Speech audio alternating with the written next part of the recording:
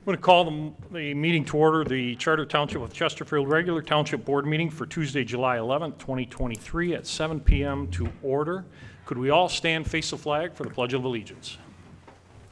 I pledge allegiance to the flag of the United States of America and to the republic for which it stands, one nation, under God, indivisible, with liberty and justice for all.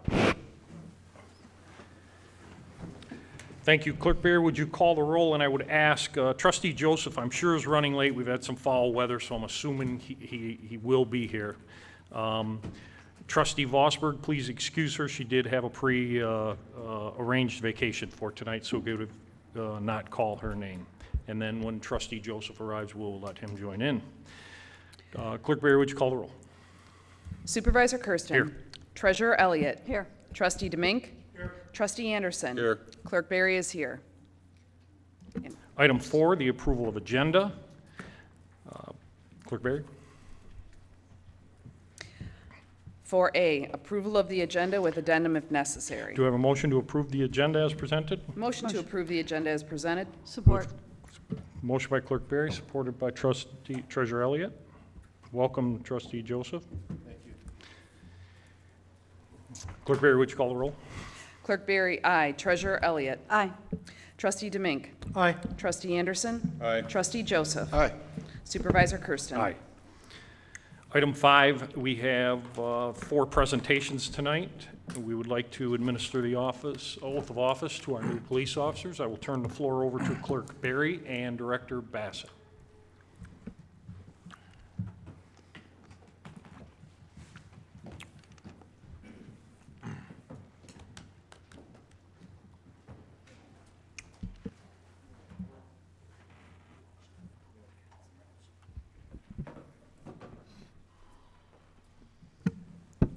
So first, I'd like to ask Chelsea Acord and Niklas Mlynarski to step over here, please. So we're here to swear in 2 new members of our department. I've gotten a chance to get to know both of the members, over the last couple months here, and I'm excited to bring both of them on. But they're now entering into, one has spent some time already in the business, but one just out of the academy. But they're entering into a profession that you now have a different level of expectation from the community. Everybody expects more from you. I expect more from you. But that being said, you're entering a profession that is endlessly rewarding. You're entering a profession where every day you will do something different. Every day you will have an opportunity to serve people. And you're doing it in a place in Chesterfield that is endlessly supportive of their public safety group. If you've made a good decision, I'm grateful to have your family here. And with that, I'd like us both to step forward, and Clerk Barry will do the swearing in.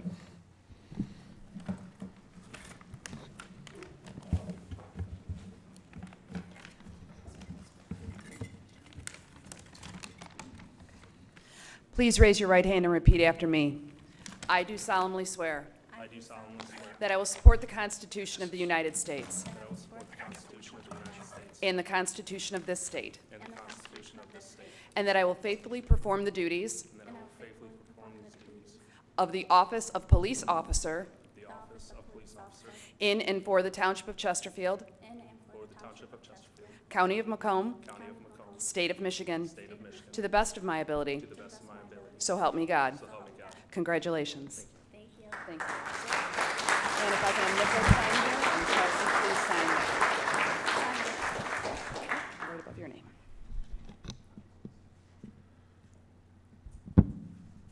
So with that, since you signed first, Chelsea, who are you going to have in the badge? Dad, come on up.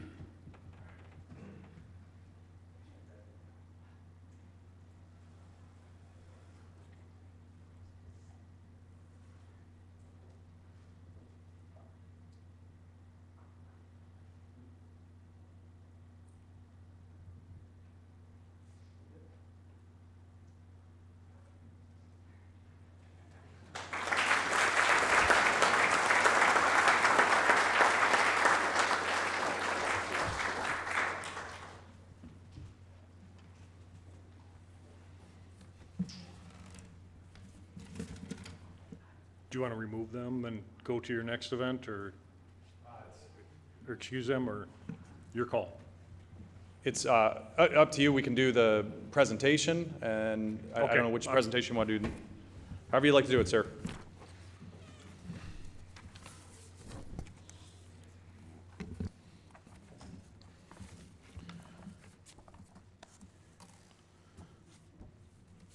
So the next, I'd like to present a Citizens Award to Robert Vanmaele, if he could step up here.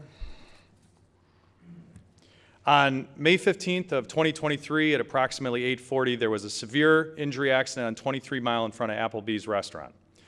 The motorcycle was traveling westbound on 23 Mile Road when another vehicle made a left turn in front of the motorcycle, causing the operator to be catapulted over the vehicle approximately 40 feet. The operator of the motorcycle has sustained severe leg injuries that caused a lot of blood loss. Robert stopped, recognized the danger, and immediately stepped into action, placing a tourniquet to slow the bleed. The actions of Mr. Vanmaele prevented further blood loss and provided the victim life-saving measures that were needed. I'd like to also recognize that James Totter, involved in the crash, is present here with us today. With that, I'd like to present a Citizens Award to Robert.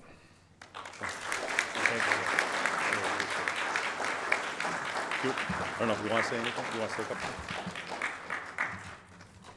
Just like to say something real quick that that evening changed my life for a long time. I've got a brother that I've never had before. Love you, man.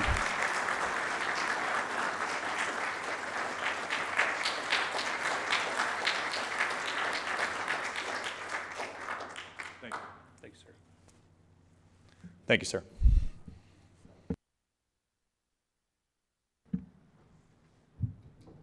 Actually, with that, if the families want to just step out, we'll get some pictures, and then we can get out of your way.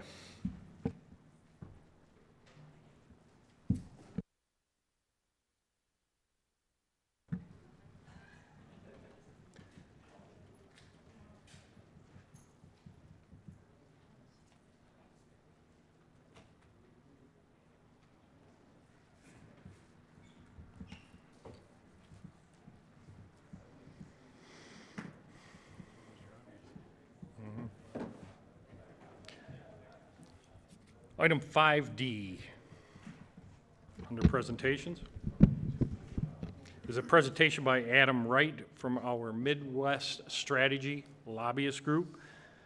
Adam, the floor is yours.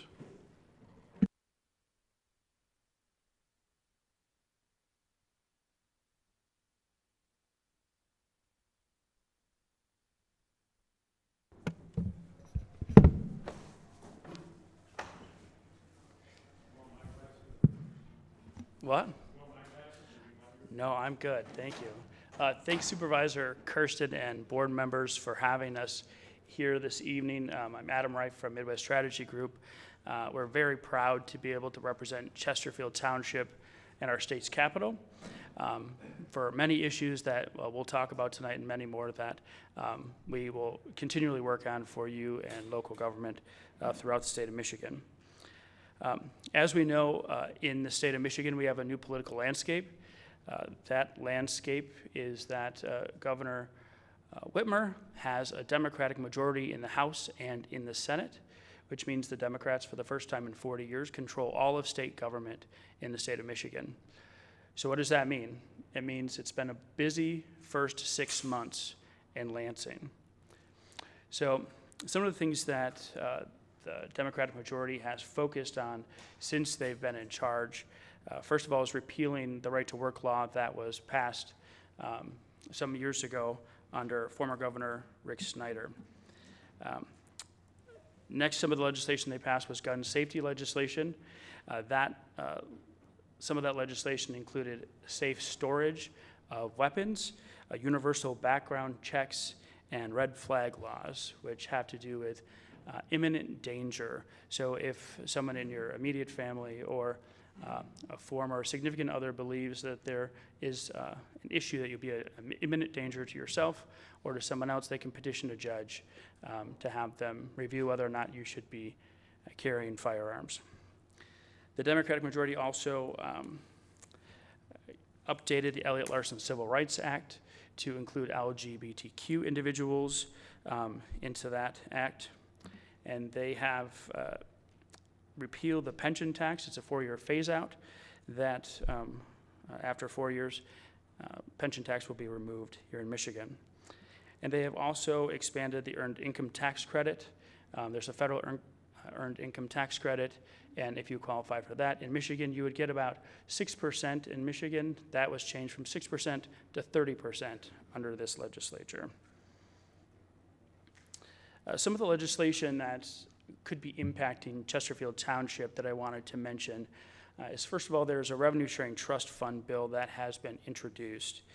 And what that revenue sharing trust fund does is, first of all, most of you know who've been in local government at all is you always have to chase the legislature to appropriate the dollars that you need to run the township or to run any local government.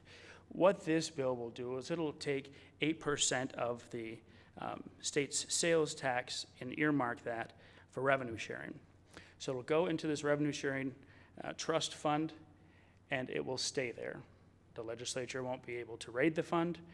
It'll be earmarked and designated just for revenue sharing. And the fund will go up and down, but that'll be based upon sales tax revenues. But it should help local governments not have to always petition the legislature and talk to them about getting the money that they already deserve. The next item is a public safety and violence prevention fund, which is a brand new item as well. This is very similar to the revenue sharing trust fund in that it would earmark 1.5% of the sales tax for distribution to communities based on their crime statistics. So this would be additional funding that would go to folks, to local governments to help combat crime. Now, these funds can't be used to supplant anything that you currently do. It has to be added in addition to what you're currently doing in your communities. And one of the other things that's important to note is with this legislation, not more than 25% of the funding can go to any one municipality. So that ensures that there'll be a more equitable distribution statewide. The next issue that is something that we deal with and the legislature has been addressing for probably the last decade is aggregate mining legislation. And I think everyone can agree that aggregate mining is important and that it's it's important to making sure that we can pave roads and that they're done at an affordable cost.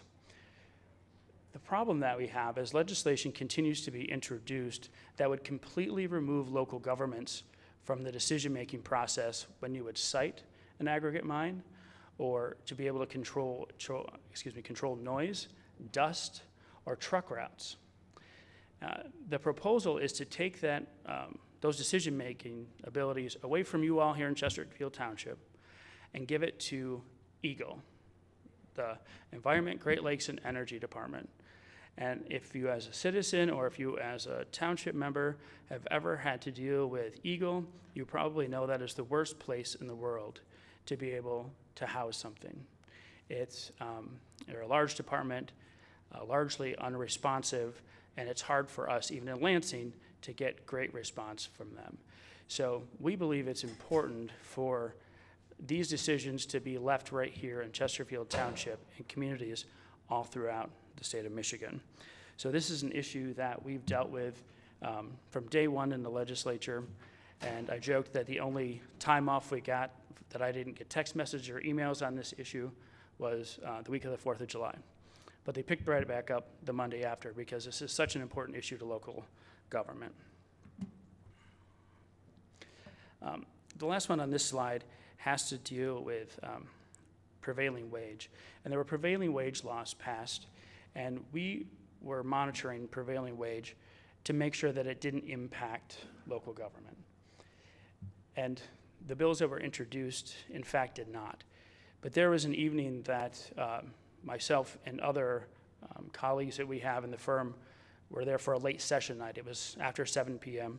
We were in the office, and we got word that there was a substitute bill. And what this substitute bill would do was it would 100% make local units of government subject to prevailing wage. We contacted Republican and Democratic legislators alike who were unaware of this. And because we were on the job at 7 o'clock at night during a late session night, we were able to effectively stop this, the substitute bill from becoming part of the package, and we were able to kill it. So cities, villages, and townships, counties all throughout the state will not be subject to prevailing wage. There is another bill that is out there that will make prevailing wage an option. So you as a local unit of government can choose to pay prevailing wage, but it would not make it a mandate.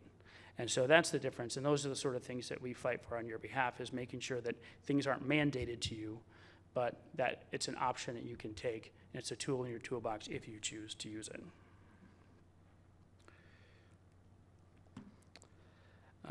Next, well, actually, I skipped over one that wasn't on the thing. Clerk Barry will be specifically interested in the Proposition 2 implementation bills. I know she knows a lot about them, and there were final votes taken on these bills in the legislature. They're heading to the governor's desk. The biggest issues that these have to deal with are implementing the 9 days of early voting, and there's also requiring every municipality have drop boxes. The biggest ones that we're taking a look at, or that have passed, are it's a process for implementing and administering the constitutionally required 9 consecutive days of early voting for 8 hours each day for each statewide and federal election. They also allow a municipality to set additional days and hours of early voting beyond what's constitutionally required, and to use early voting for elections that were not statewide or federal. Additionally, more than one municipality can jointly conduct early voting through a municipal or county agreement. The budget that was passed, thankfully, included $45.8 million of state restricted revenue from the Election Administrative Support Fund that was created within the budget. Of that funding, $18.8 million is ongoing staffing and administrative cost, and $27.2 million is appropriated as one time. There was also $20 million appropriated to assist with the implementation of the presidential primary next year. Next, we'll go into a little bit of the budget. So just before the legislature broke in the end of June, they were able to finish up the fiscal year 2024 budget. As part of that, we are proud to be here to report tonight that we worked closely with Senator Hertel and your other legislators in Lansing, and we're able to secure $5 million for Chesterfield specifically for a project to help upgrade the Chesterfield interceptor. We were very glad to be able to partner with your legislators and work to get this, these dollars inserted, because we know what condition the Chesterfield interceptor is in, and that's been a high priority of the township to get money to do this, and so we were happy to be able to secure that $5 million. This money will be available, and we'll work with the state to figure out how the money comes to the township once the governor signs the budget. We expect the governor to sign the budget in the last week of July. Next is revenue sharing. What was adopted was a 7% increase for revenue sharing. 5% is just a generic increase for revenue sharing. 2% is dedicated to funding public safety initiatives. Any public safety initiative can include, but it's not limited to, recruitment or retention efforts, training programs, new equipment purchases or replacements, or capital improvements to public safety buildings. Of the 5% of the general increase for revenue sharing, there is 1% tied to the obligation of your ARPA funds. Those must be certified obligated with Treasury by March 30th of 2024. Next, there's a couple items in the labor and economic opportunity budget that I thought would be of interest to you. There's $50 million in a program for revitalization and placemaking. This is for the rehabilitation of vacant, underused, and blighted structures, and to develop traditional downtown infrastructure. There's also $50 million for a Michigan Housing and Community Development Program. And this is to expand access to affordable housing and to also revitalize downtown areas. In the transportation budget, there is $39 million increase in funding to local road agencies. There was an $8 million increase to a total of $55.4 million for the Transportation Economic Development Fund. That's a fund that a lot of communities use to be able to support infrastructure projects that have to do with economic development and creating jobs. And there is a new $3.5 million program for shared streets and spaces, and this is to improve plazas, sidewalks, curbs, streets, and other public areas. And there's a couple of opportunities that I wanted to talk to you about as well tonight. The first one is the Disabled Veterans Property Tax Fix. As I'm sure that you are all keenly aware, as when this legislation was passed some time ago, it was passed as a property tax exemption for veterans who are 100% disabled. And so this is a great program. The flaw with the program is that when the state passed it, they put the financial burden on cities, villages, townships, and counties. So the money comes directly out of the funding that you need to operate in Chesterfield Township. The legislation that's been introduced will move that from a property tax exemption to an income tax exemption, which automatically switches the financial responsibility from local government to state government, where it should be, and it should have been in the first place. And so this legislation has been introduced, it's in committee, and we are going to push to see that move this fall or next spring. And the last thing I wanted to mention, this is something that was brought up and introduced last time, but it's been reintroduced this time, and it's the expansion or modernization of the Open Meetings Act. What's interesting about this is it provides some procedures for electronic meetings of public bodies. So some of the procedures that it prescribes are that the local government must provide a physical location for the public to attend if some of your members are going to be participating electronically. Every meeting must be recorded that someone will be participating electronically. Access to that recording must be available to the public for a year at least. But in order for members of the Chesterfield board or any board to participate in a meeting electronically, and so to be counted as present and able to vote, you must physically be present in the jurisdiction that you represent. So what this isn't, is it isn't an opportunity for people who serve on local government boards to take the winter off as a snowbird and travel to another state and participate in their meetings that way. This was designed and came out of what we've learned from COVID, when, you know, as local government officials, it became challenging to hold board meetings when you had to be 6 feet away and you couldn't have everybody in the same room. And so this would allow individuals to be able to participate electronically if that's something that a local government chooses to utilize. So Brad told me to keep it short. I hope that was short enough. I mean, it is hot enough in here for everyone. So I'm happy to answer any questions that you might have. And again, I just want to thank each and every one of you for the opportunity to be able to represent you in Lansing. We've developed a great relationship with Chesterfield Township and with your legislators, and we look forward to a lot of successful endeavors in the future. I'll open it up to the board members if they have any direct questions or any conversations they'd like to have with Matt and Mr. West while he's here. Adam, the only thing I'm going to say, it's been great working with you. The open doors and the open conversations that you've presented to us and have created for us has been a huge asset for me personally in this new role. And I look forward to continue working not only with you, with your entire group, and let's keep building. So thank you very much. Appreciate it. Thank you.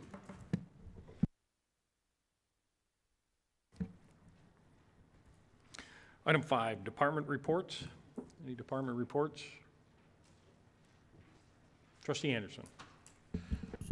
Thank you. This is an ongoing one. The Chesterfield Fire Department is gathering public input for their upcoming accreditation, residents and business owners are encouraged to visit the fire department's website and complete the short external stakeholder survey. As a resident, you can help develop the department's strategic plan, which will guide the department's growth over the next 5 years. Please visit the chesterfield.org for more information. Thank you. Thank you, sir. Any further comments? Any department reports from the department heads? Seeing none, I'm just going to make a few quick comments from the supervisors as kind of cap off what our lobbyist group had just indicated. The $5 million community development funds coming to the budget, we are working with that, and again, dedicated to the Chesterfield Interceptor.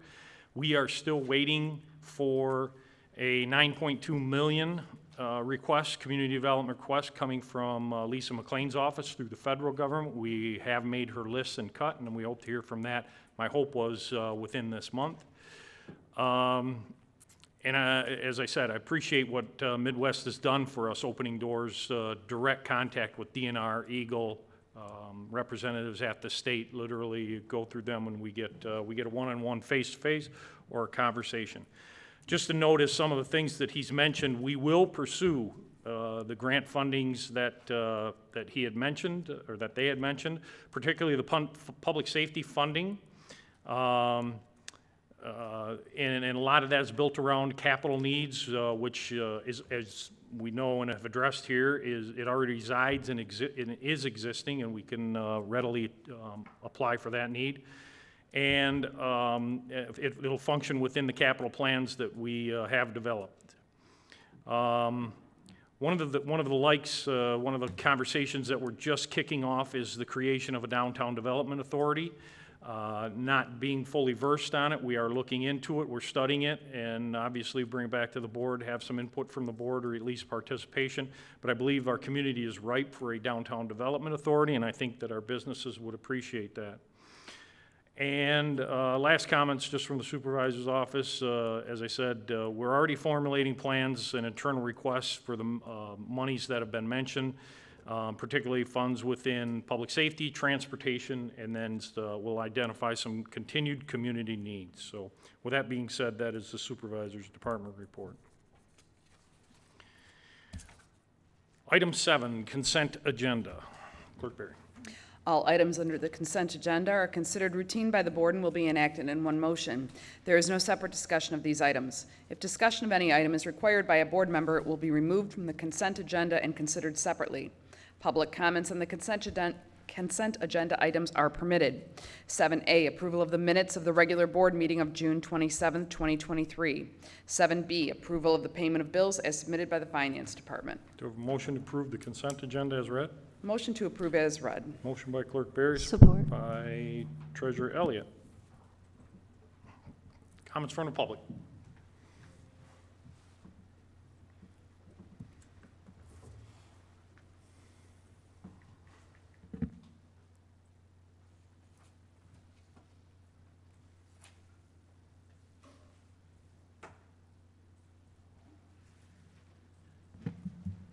John Spica, 53978 Connor Drive.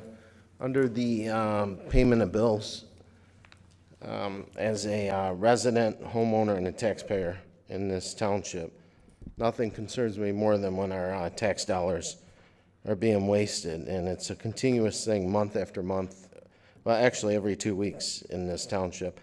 But some of the things that stand out in this bill run is our information and technology. We are dumping a ton of money in this, and I don't see an investment on return. So this was, something that Supervisor Kersten kicked off that was supposed to improve efficiencies, and, we were supposed to save money, but we're spending a ton of money. For example, IT service agreement for 23 at $13,050, Porter and Black service for $41.50, BSB communications at $131.25. So just alone on this tax bill, or not this tax bill, but this bill run, we spent $17,331.25 of taxpayers' money on this technology that's supposed to save us money. Under Facilities and Operations, Master Maintenance at 4730 to clean that building, and we pay for the supplies. Enterprise rental on these escapes running around throughout this township range anywhere from $462.65 per vehicle to upwards of $623.42 for these vehicles. Under Parks, Recreation, and Senior Services, there was a bill for engine diagnostics and tune-up charged in the amount of $530.93. Welding for a box frame was charged to that. Under the Chesterfield Community Center, master maintenance again at $2,010 to clean that facility, and $264.35 for supplies that we pay.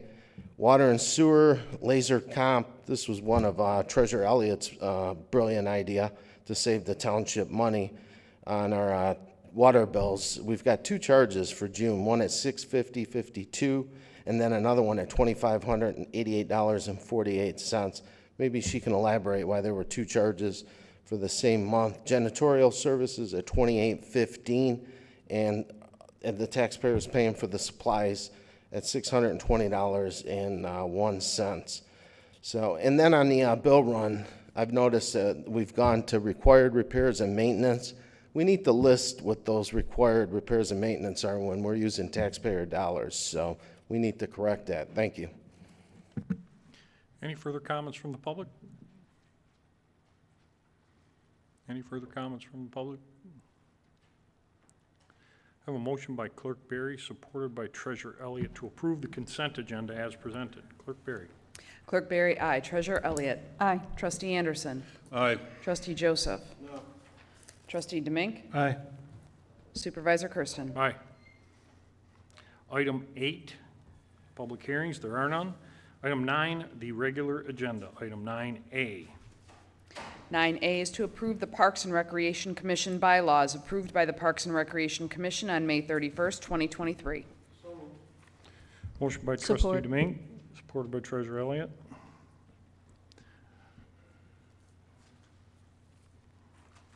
Michelle, do you want to address this? Sure. These bylaws have been updated roughly 12 years ago, and so they're taking a second look at it, making sure it's everything that the commission wants. Parks and Recreation Commission worked very hard, going through several meetings, going line by line and updating those bylaws. They have been approved by Attorney Siebert. Comments from the board? Any comments from the public? Comments from the public? Seeing no comments, I have a motion by Trustee Demink, supported by Treasurer Elliott, to approve item 9A as presented. Clerk Berry.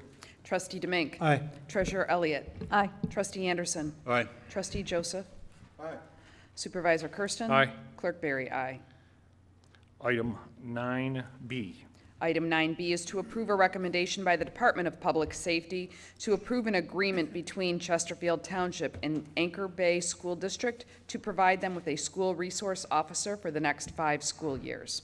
Have a motion to approve. Supervisor Kersten will make a motion to approve, Support. supported by Trustee Anderson. Director Bassett, the floor is yours. So this has already come before the Anchor Bay School Board. They've already approved this agreement that you have in front of you. This is an agreement for the next 5 years. Again, we have had a school resource officer program already.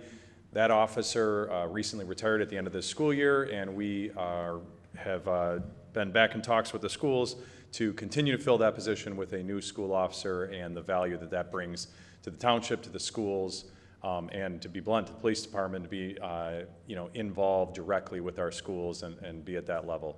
So that is the request before you, and I'm happy to answer any questions. Thank you. Comments from the board? Trustee Joseph. Yeah, Director Bassett, I'm just curious, when the current officer assigned, Officer DePape, made it clear that she was leaving the township, and we began discussions on our police liaison committee, do you think it would have been helpful to have Trustee Anderson and I participate in a in our liaison group, our public safety liaison group, to discuss this, or is that not something that you see is worthwhile? So absolutely, obviously, we want involvement from yourself and Trustee Anderson, and I apologize if there was a miscommunication, although we did discuss continuing this program in our meeting. So I'm not sure what I guess I'm a little unclear as to your concerns.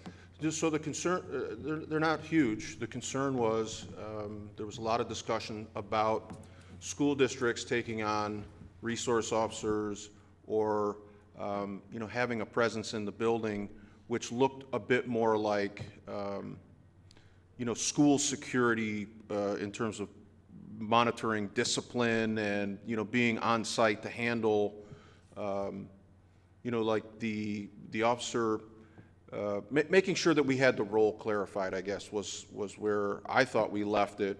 And this particular school district had also brought in armed security, in trying to establish that our role as a resource officer was not necessarily the, enforcement of school rules, and just a general discussion about that. So that obviously was completed without any input from Trustee Anderson or our public safety group.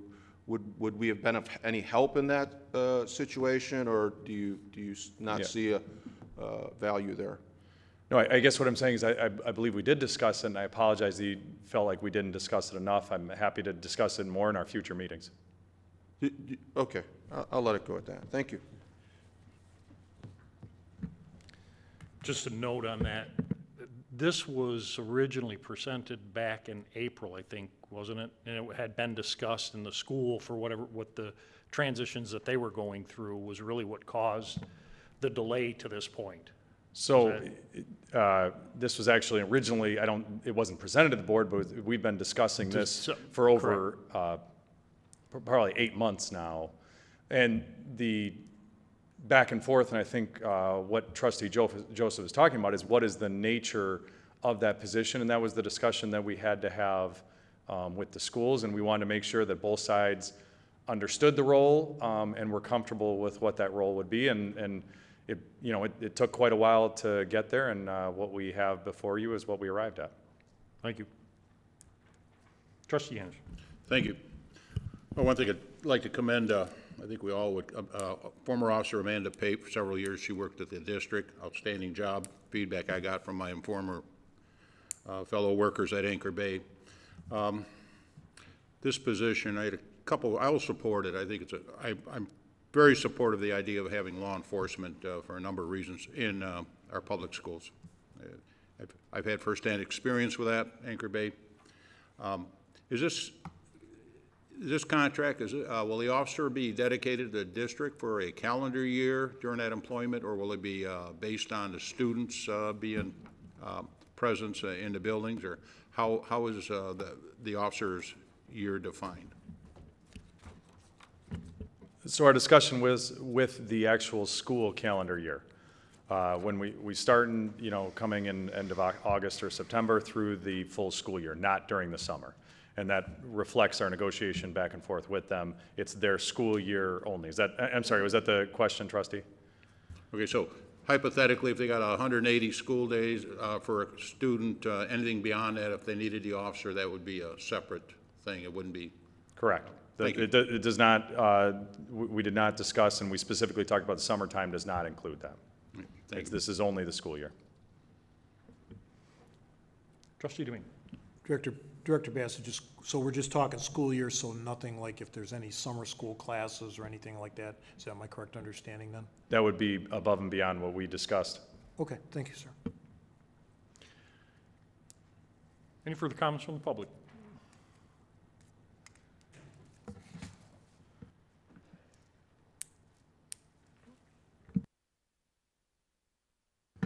I had some reservations when I was reading through this contract, mainly because of the fact that there's something in there that we would be liable for anything that happened in that school that officer either caused or could have prevented.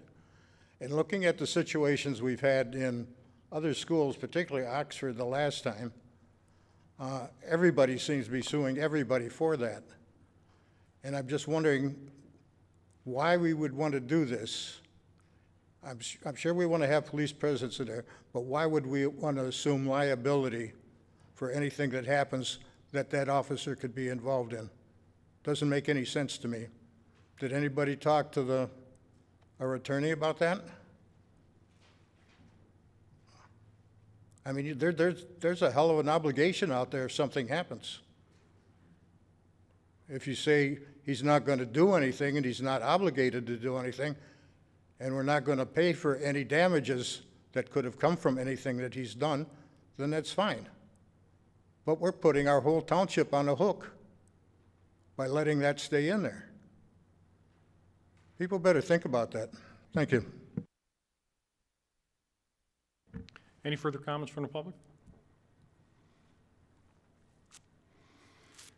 Bring it back up to the board. I have a motion by Supervisor Kersten, supported by Trustee Anderson, to approve item 9. Mr. Supervisor? Trustee Anderson. I Yep. apologize. I think it's a good point on page 36,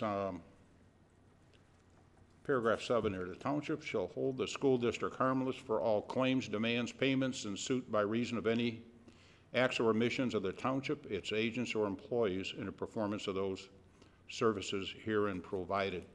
I did originally have some concerns about that, and if the officer has to, I don't like to use the term, use what could be deadly force in the performance of his school duties, is the township, according to this language, is this a liability completely on the township, or how it looks like the school district is, if you have a school shooter or something like that.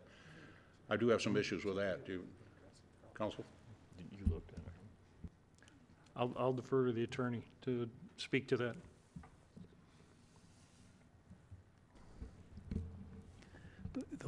The liability that, number one, I reviewed the agreement as part of the agenda packet only. I was not involved in any of the negotiations, but I personally drafted several of these agreements, and this is pretty standard language. The township does not expose itself to any additional liability than it would by sending an officer out on the street day in and day out, 7 days a week, 365 days a year. Those officers are not liable, nor is the township liable for their actions for mere negligence of a police officer. A township police officer is only liable for gross negligence. There's a statute in Michigan called the Governmental Tort Liability Act, and it provides absolute immunity to municipalities, and it also provides qualified immunity to individual employees, including police officers. And what it says in summary is that, it doesn't say police officers, but I've litigated dozens and dozens of these cases, is that your patrol officers, in particularly a school resource officer, is not liable for any of his or her actions unless the actions are grossly negligent. And grossly negligent is defined in the statute as conduct that is so reckless that damage is almost certain to occur.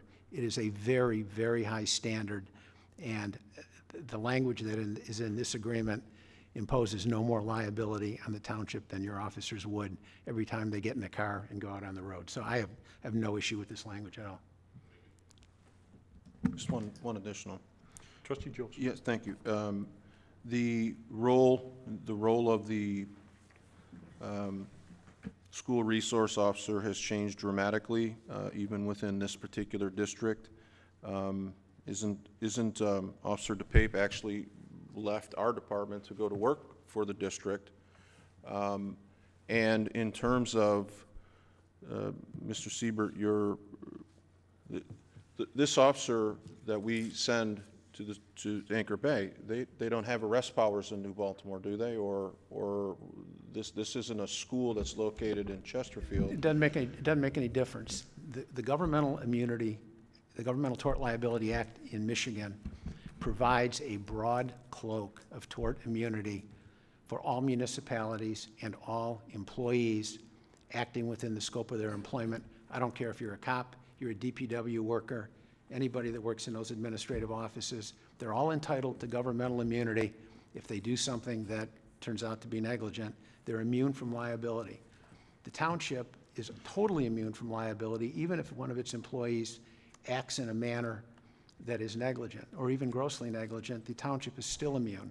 There's not vicarious liability of the township for the actions of its employees. So, No, I understood it the first time you explained it. I wasn't asking that. I was specifically asking the role of our police officer is not the same in that building as it is when they're patrolling in Chesterfield. That was my only, yeah, if it's that was my outside only your issue. jurisdiction, that's true. So it was really to establish the role of this particular individual that we're dedicating. It is that of coordinating with the building security and so forth. It is not to provide police protection to the building. That was the only distinction that I was making. This is still, as I believe, a Sheriff's Department patrolled building, and our officers are not over there in any other capacity than are outlined in this agreement. Thank you. Any further comments? Have a motion by Supervisor Kersten, supported by Trustee Anderson, to approve 9B. Clerk Berry. Supervisor Kersten. Aye. Trustee Anderson. Aye. Trustee Joseph. Aye. Trustee DeMink. Aye. Treasurer Elliott. Aye. Clerk Berry, aye. Item 9C. Item 9C is to approve a recommendation by the Department of Public Safety to purchase a Firecom portable wireless radio system for use on Marine One in the amount of $6,206.30. So moved. Motion by Trustee Demink, supported by Trustee Joseph. Director Bassett. This is a request for, to purchase a Firecom portable wireless radio system for Marine One, but this can also be used with large fires. This became an issue when we're working in a loud environment. Both police, fire personnel had difficulty hearing. So in that situation, they needed this type of a system so that they would be able to communicate even in, an environment such as a fire where it's extremely loud, extremely challenging. So that's what this request is for. Thank you. Comments from the board. Trustee Demink. Director Bassett, just for this, would this, so, is this so they can talk, let's say, like the fire out at the old club in the spring? So will they could have communication with, Algonac or Clay Township or whoever was on that one? Will this assist in something like an incident like? Yes, and actually that was where this specifically got highlighted. They had a challenge in being able to hear and communicate and it was such a loud environment. That's actually where the origin of this came from, where we realized we had an issue we needed to address. Okay, thank you, sir. Further comments from the board? Comments from the public?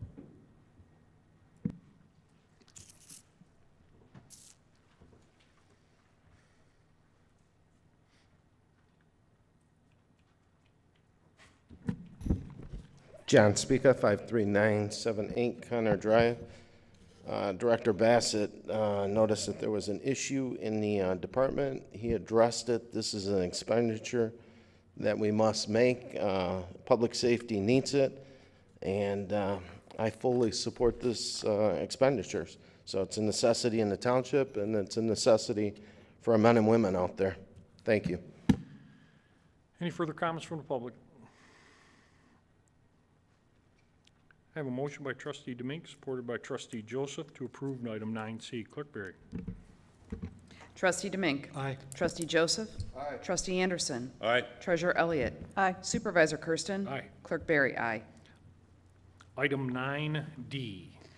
Item 9D is to discuss jointly sharing the cost of the streetlight at the corner of 26 Mile and County Line with Casco Township at a cost of $58.29 a year.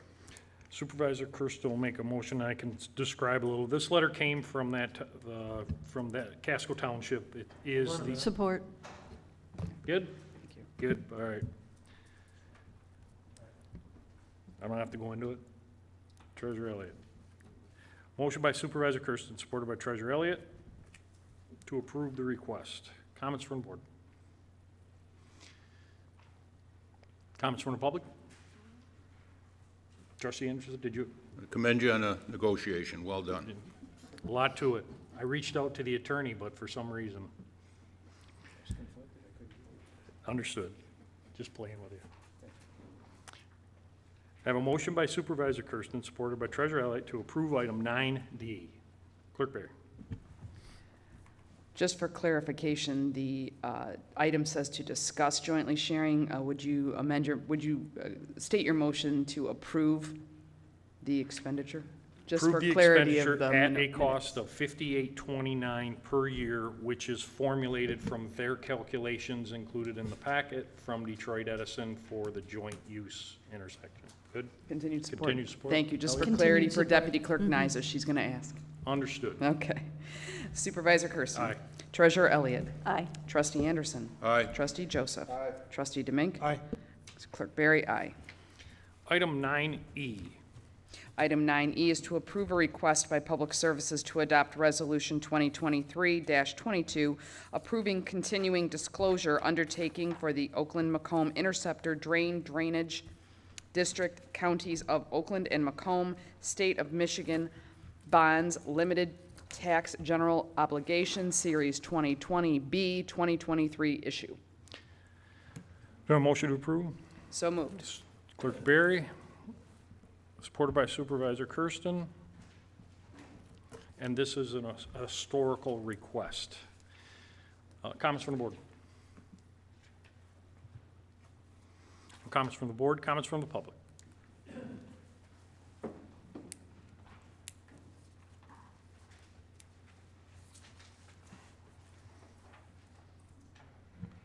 Could you explain what this request involves? I'm looking through this, and I see it's reporting to the Drain Commission, but also included in there is, looks like a request for a bond. Is that true, or?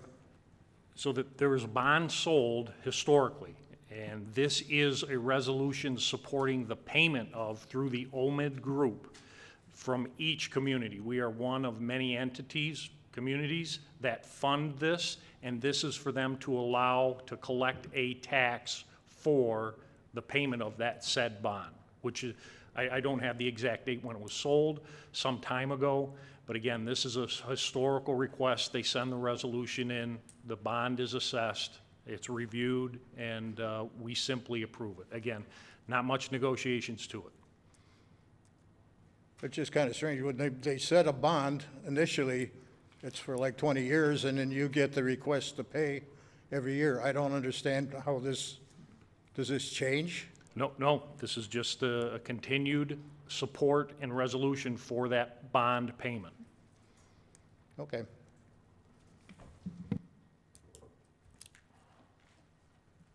Any further comments from the public? I have a motion by Clerk Barry, supported by Supervisor Kersten, to approve item 9E.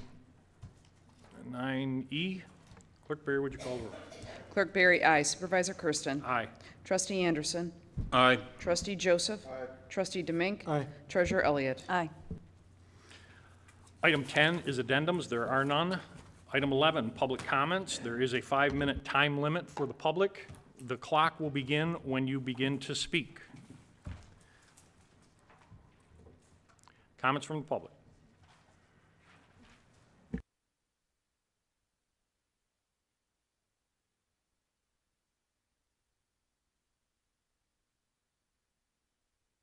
Joe Kadich, I live on Sutton. The reason I was asking about that previous bond, essentially, it tallies back to the last meeting where you requested, I think it was $6 million or $5 million to put in the sewer drain on 26 Mile Road. Fortunately, it was voted down, but I'd like to go into the background as to how that started and why it's not right that we support this, because if you do a bond for that, it falls back on everybody in the country, in the township that pays the sewer and water bills and will not benefit and should be obligated to pay for that.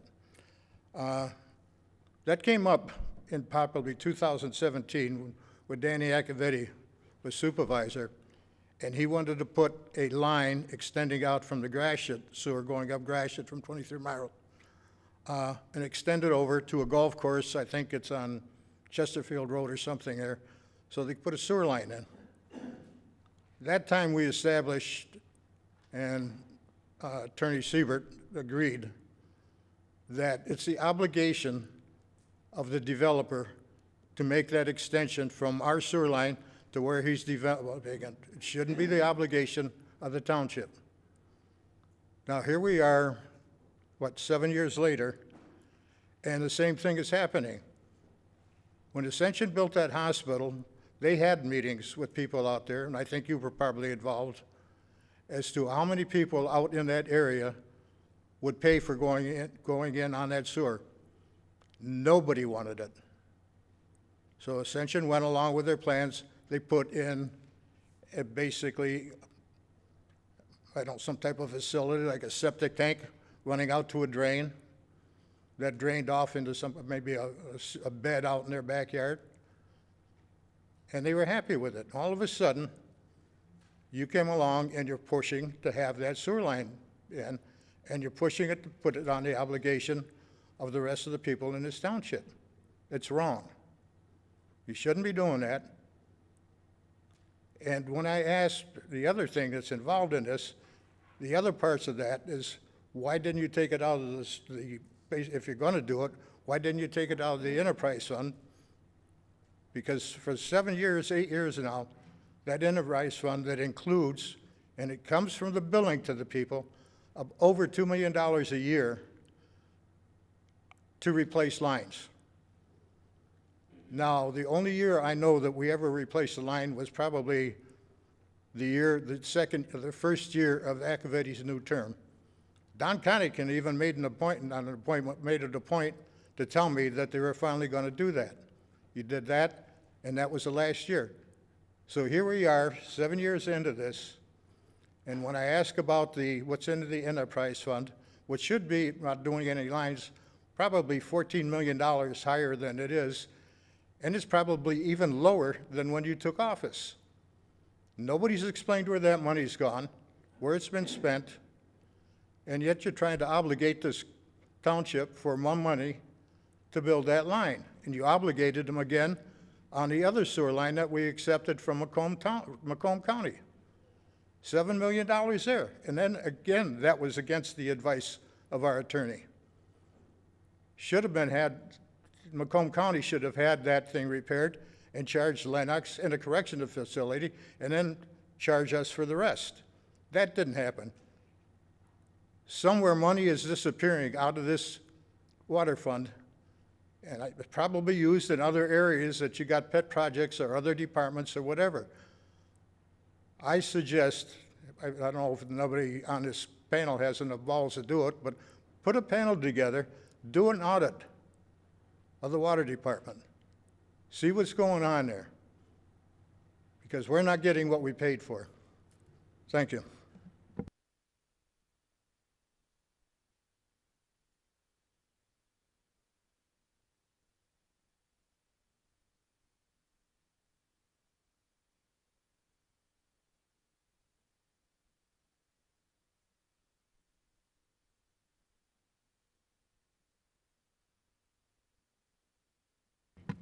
John Spica, 53978 Connor Drive.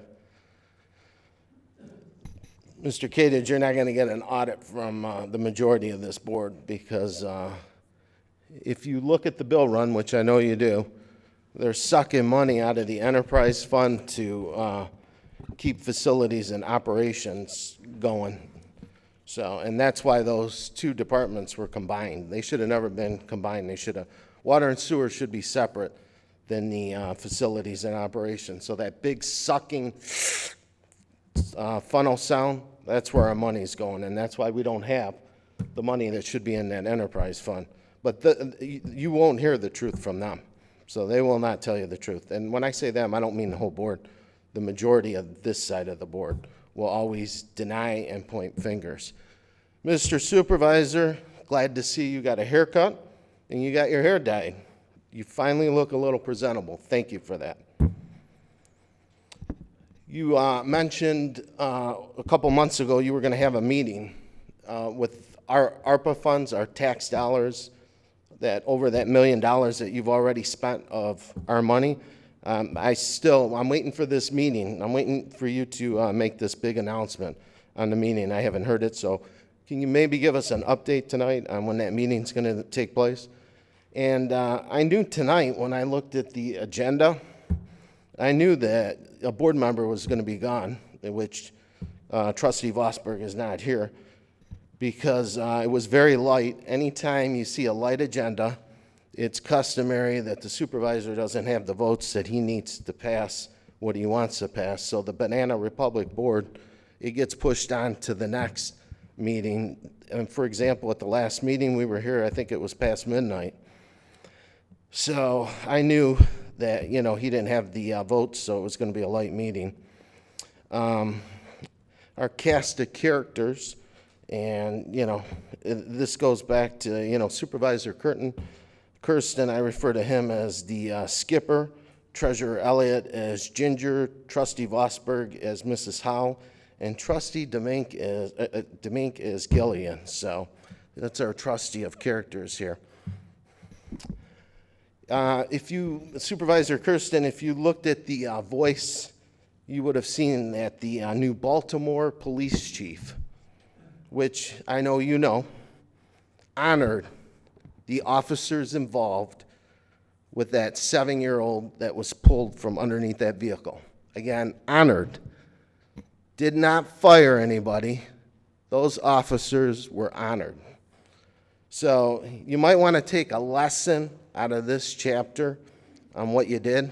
And one thing that I haven't heard from you yet is a formal and public apology. So at the last Township Board meeting, you continued to argue with me and spew your lies about Officer Baker, which none of them are true. And I don't get it with you. I just don't. We've got a hero officer. We've got a hero in our community that saved a 7-year-old girl, and you continue to, you know, pout lies about this officer and try to justify what you did. There is no justification for what you did. You were wrong. And you need to take responsibility for it, own up, and apologize. And you still haven't done that.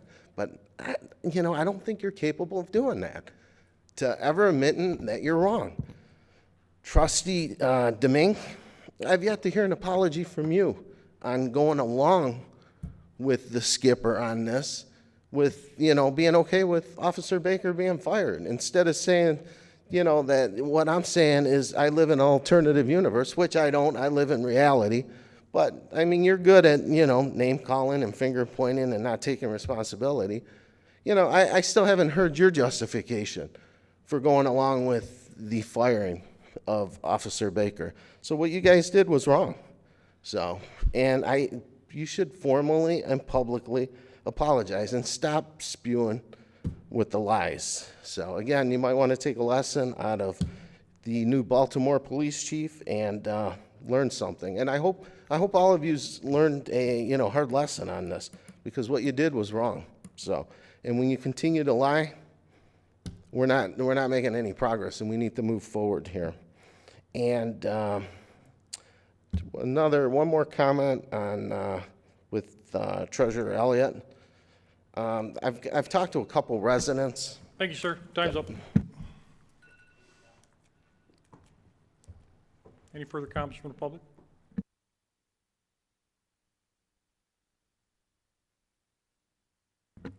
Hi, Janice Young, 28714 Yorkshire. I noticed in the agenda packet that the presentation by Midwest didn't have any real information. So are those slides going to be available to the residents with the information that they provided? That's my only question. And then also, I would fully support an audit of the sewer and water department. Thanks. Thank you, ma'am. Any further comments from the public?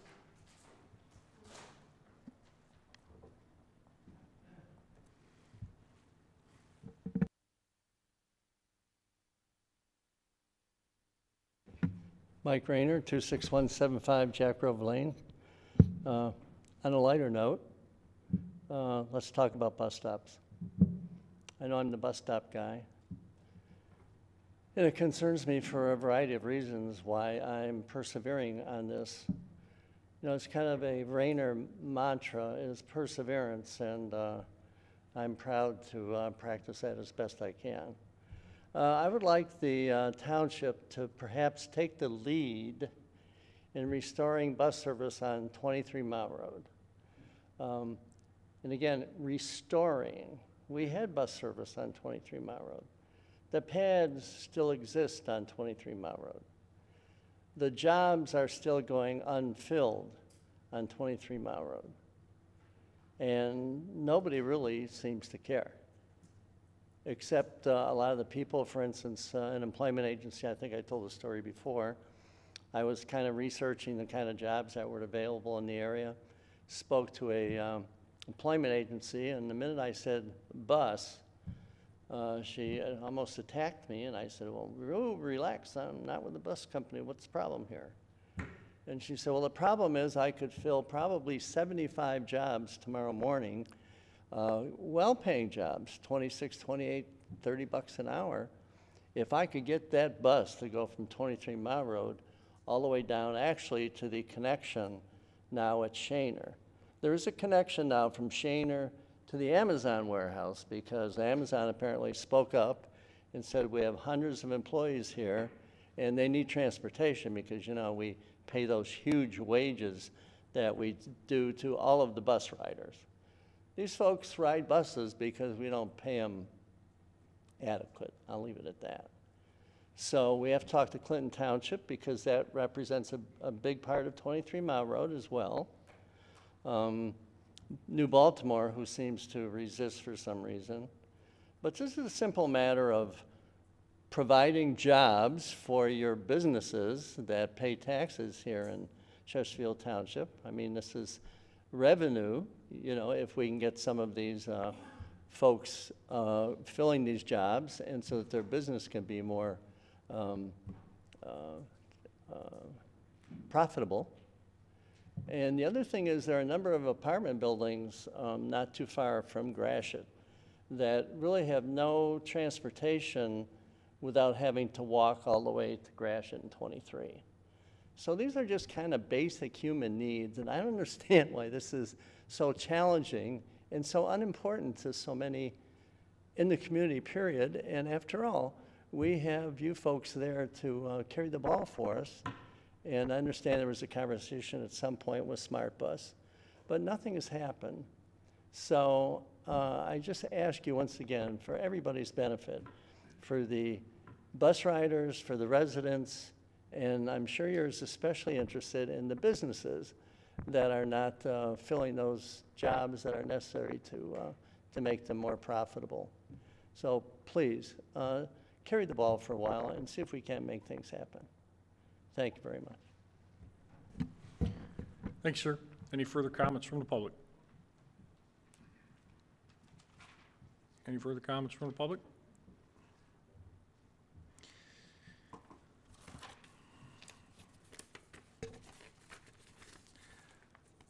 I'll bring it back up to the board for board comments. Start with Trustee Anderson. Thank you. Board comments, and the sun's still out. Nice novelty. I'd like to thank Mr. Wright for your legislative update. Also congratulate Officers Chelsea Acord and Niklas Mlynarski to our Chesterfield Police Department. Thank you. Trustee Joseph. Thank you. The comments from the podium, Mr. Rayner, I'll start. The township taking the lead. I understand your concerns, and I commend you. I know you're out there replacing chairs and you know, just doing what you can for bus riders who, you know, really don't have a lot going on and are in a difficult spot. And I know your heart is in the right place. In terms of the carrying the ball for us, I guess I would maybe start with the Chamber of Commerce groups and find out, you know, from the business community what the need is. I was having a little trouble. An employer that has an offer for a $60,000 a year annual salary typically isn't dealing with potential employees that can't make it to work as an aggregate. I'm not sure where the jobs are, but I do understand that there is a need, and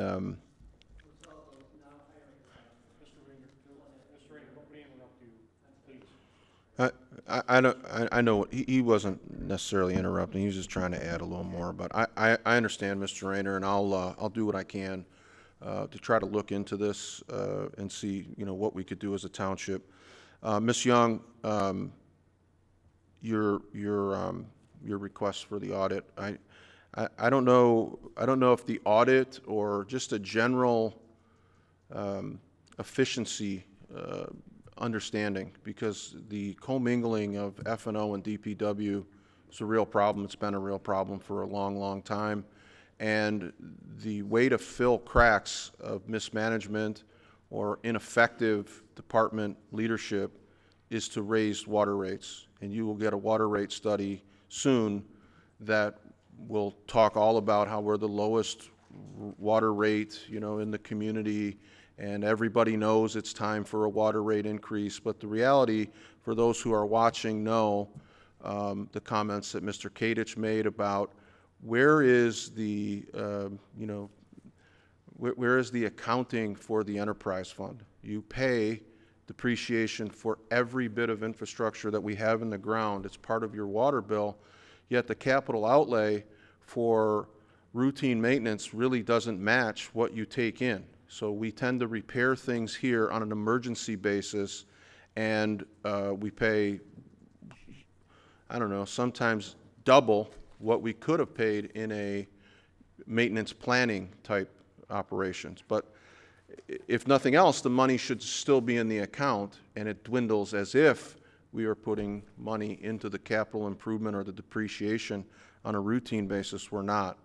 So I'll talk about it in a minute a little bit more, but when you drive by Brandenburg Park in the last couple of months and you see an army of DPW and F&O related vehicles working, I think one resident referred to it as like ants on a sugar cube, you know that they're preparing in the same way that I hope to watch the Major League Baseball All-Star game tonight. In the city of Seattle, there was a tremendous effort to remove homeless camps and homeless population to kind of polish up the city in preparation for a national audience tonight and all of the revenue that potentially gets generated from, a major league event. Chesterfield has its own version of that, and that is this Bassmasters tournament that we will spare no expense for this county event, and we will not provide our residents with an accounting of what it actually costs to host this event.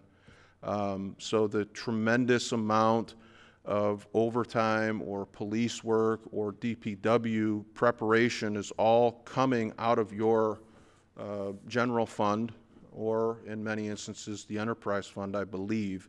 But you'll never know. You'll just be told what a great deal you've been getting for all these years, and now it's time to pay the increased cost. I do appreciate Mr. Wright's presentation, and I'll be very candid. Without those grants, I don't know where the township would be. We committed to these resources by way of, well, we weren't sure if we were going to bond it or, and for the state to be able to provide some relief and help us out with the $5 million is a great relief. Hopefully, Congresswoman McLean can come through with an additional 10 or 11 million, because I think without these supplements, we would be looking at receivership soon, the way it's going. And there seems to be no care about spending enterprise money for a if you build it, they will come type venture. So it's clear when Ascension went out and there was a regional project, Mr. Kadich, when you talk about putting a panel together, I think the panel that is relevant here is the supervisors, handlers over at the county. So whenever they indicate a need for Chesterfield to do different things, you can count on the supervisor to direct all the king's horses and all the king's men to whatever it is that the handlers want. And so a regional hospital, hey, Chesterfield, get us some, right on it. We're on it. And that's frustrating, but that's, you know, just the way that it is. The putting a panel together, I think aligns with kind of the sentiment that Ms. Young was talking about, which is some accountability for where her water and sewer money goes. There really won't be. I'm not entirely confident in that, but we'll see where it goes. The last thing that I wanted to touch on was public safety. There was a lot of discussion when Officer DePape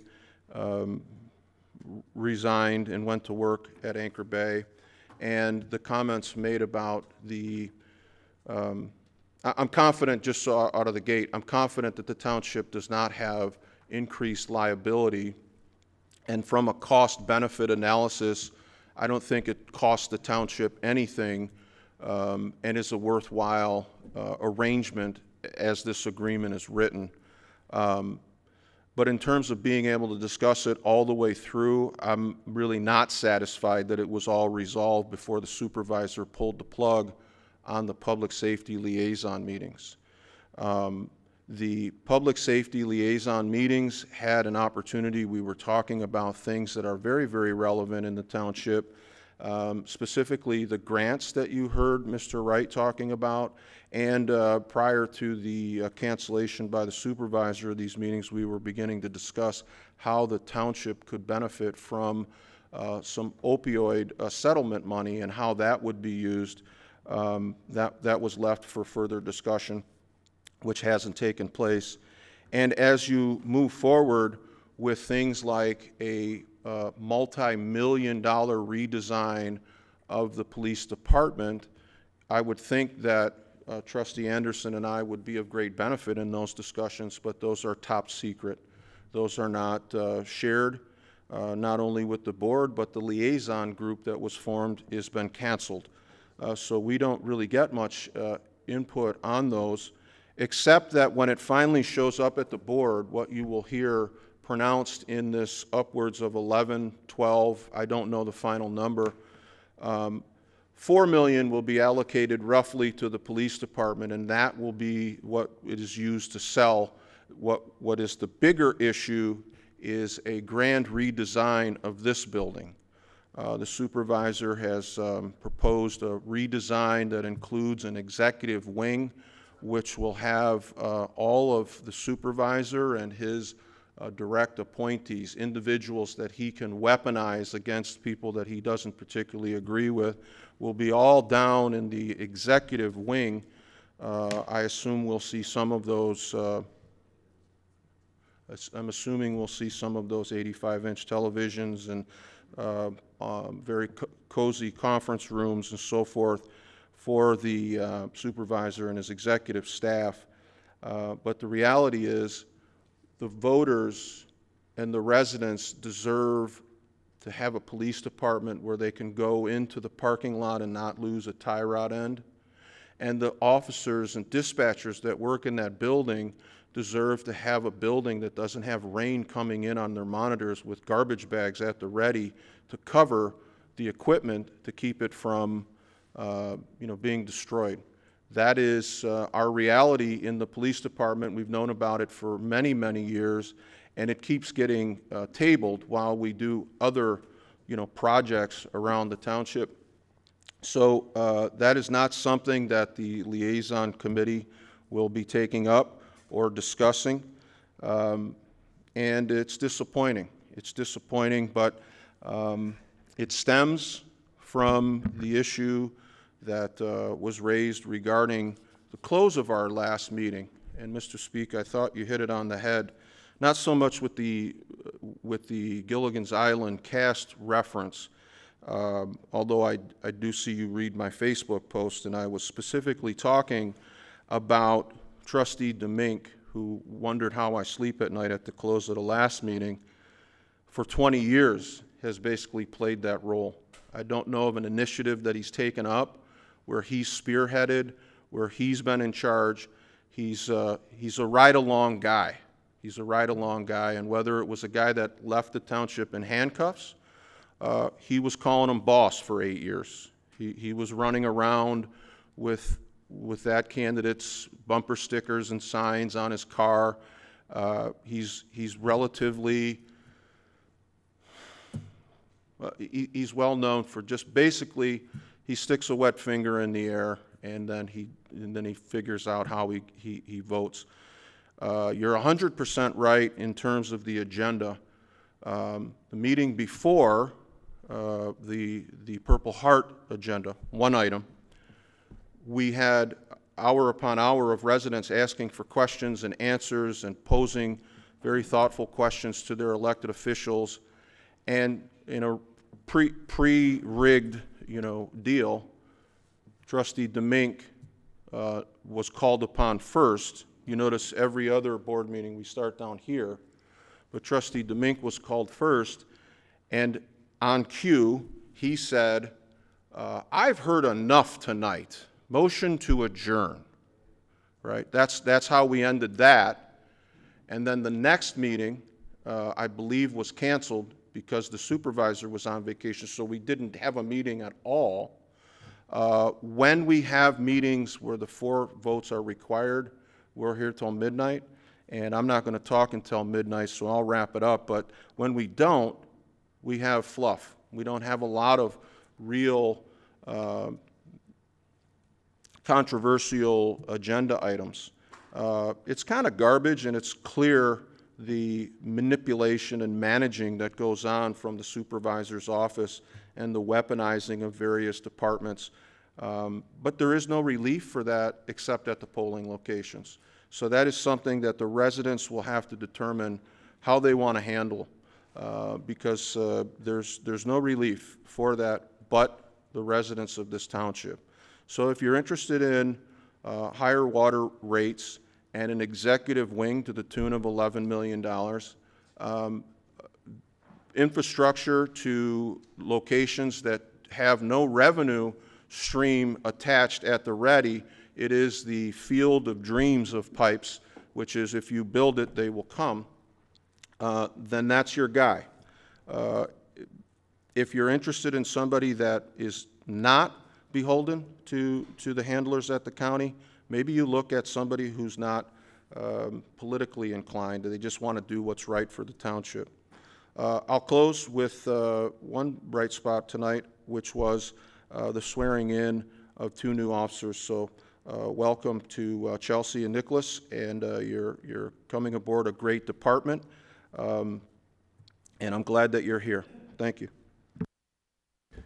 Trustee DeMink. Congratulations to the 2 new officers, Chelsea Acord and Niklas Mlynarski. Hopefully I got it right. Welcome to the department. Be safe. The streets are totally different these days. Also to Mr. Robert Vanmaele for the award he received for his life-saving actions, and with the victim who he helped was very heartwarming. Mr. Speaker, your comments, I'm used to them. The difference is you're in the car business, I'm in the law enforcement business. Mr. Anderson's been in law enforcement plus a teacher. Supervisor's been in law enforcement, and Mr. Joseph's in criminal justice on the juvenile side. Criminal justice system works in different ways. And law enforcement's a paramilitary organization. There's a chain of command. Things are done from the bottom up. Decisions are made from the bottom up. That's why there's patrolmen, sergeants, lieutenants, captains, deputy chiefs, and chiefs. If you knew how a police department worked, which Anderson, Kersten, and myself do, and I'm sure Mr. Joseph with all his dealings over the years, it's a chain of command, and things are run different in a paramilitary organization than in a private business. That's all I have to say. Thank you, Mr. Supervisor. Thank you. Treasurer Elliott. Thank you, Mr. Supervisor. Just wanted to thank Mr. Wright for your presentation. I look forward to seeing the work that you guys are going to do on the shared streets and local roads and transportation funding, the labor and economic development opportunities through that funding source. And once we have more information, then you'll get back with us, I'm sure, and let us know what opportunities are available. I had the pleasure of taking, and representative from Senator Gary Peters' office came by last Friday, and and I drove her around the township and showed her a lot of the great things happening. We had great conversations about PFAS, the pedestrian crossing over I-94, non-motorized paths, and one of my most important things is the Gratian Avenue corridor was very important to me, and we had some great conversations about that and about bus stops and various non-motorized paths and visions there. So we're looking forward to hearing what kind of feedback she has after she takes that to the senator's office. And I want to thank everybody for working on good public policy. That's what we're here for, and that's what is most important. Thank you. Clerk Barry.